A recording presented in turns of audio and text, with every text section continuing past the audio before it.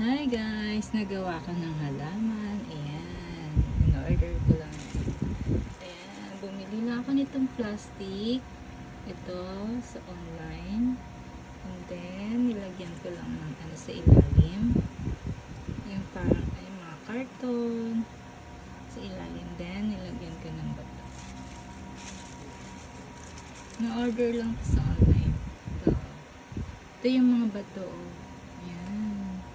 Lagay ko lang dito sa gilid para medyo maganda tignan. Diba? Ang ganda. Para siyang kala mo tunay na halaman. O, diba? Ang ganda niya dito. Na-order ko lang siya sa online. Diba? Ang ganda niya. Diba? Ang ganda.